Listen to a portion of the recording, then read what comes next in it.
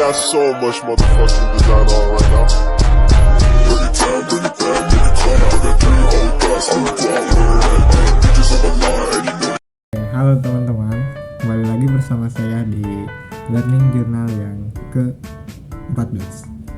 Di sini saya akan membahas tentang materi jurus Creative Writing dalam penulisan berita dan artikel dalam mata kuliah penulisan berita dan artikel dan dengan dosen pengampu yaitu Bapak Adi Kusuma SIKOM MSI. Nah, oke teman-teman, kita langsung saja kepada materi.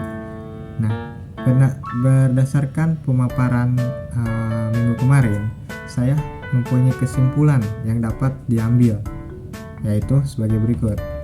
Yang pertama, menemukan sudut pandang unik dalam karya tulis kreatif adalah strategi penting untuk membuat cerita yang lebih menarik dan berbeda, karena sudut pandang unik ini membantu penulis mengembangkan cerita yang lebih kompleks dan memperluas perspektif pembaca.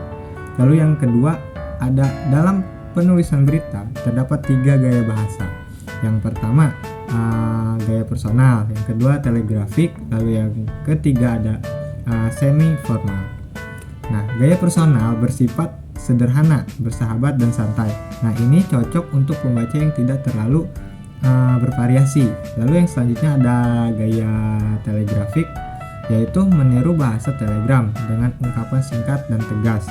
Ideal untuk pembaca sibuk yang menginginkan intisari beritanya saja. Lalu yang terakhir, yang ketiga, gaya semi formal yang dominan digunakan di Indonesia adalah gabungan antara keformalan dan kelincahan, cocok untuk berbagai jenis berita. Lalu selanjutnya, yang ketiga, di sini ada analisis framing.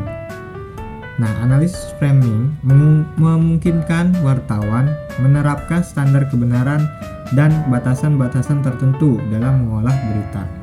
Seringkali menyertakan pengalaman pribadi dan pengetahuan mereka. Hal ini banyak digunakan dalam studi komunikasi, politik, dan gerakan sosial untuk mengkaji interpretasi media terhadap realitas dan pengaruhnya terhadap masyarakat. Lalu yang keempat, poin yang keempat, ada 4 komponen.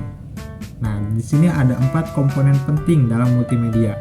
Yang pertama, komputer, lalu link, terus navigasi, dan yang terakhir penggunaan multimedia. Manfaatnya dalam ini bisa dalam berbagai bidang, termasuk jurnalistik, lalu menawarkan interaksi dan visual menarik pada pembaca. Lalu contohnya penggunaannya terlihat pada Kompas Visual Interaktif atau VIK yang menawarkan interaksi dan visual menarik pada pembaca.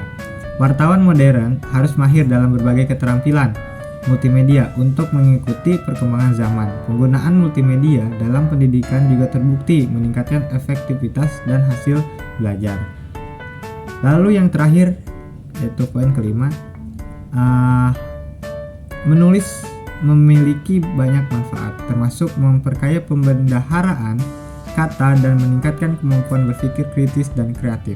Dalam menulis kreatif, penulis didorong untuk menghasilkan ide-ide baru dan memecahkan masalah secara kreatif. Nah, teman-teman, mungkin cukup sekian ya materi yang bisa saya sampaikan. Kita kembali lagi di materi minggu depan. Dari saya terima kasih dan sampai bertemu lagi. Dadah.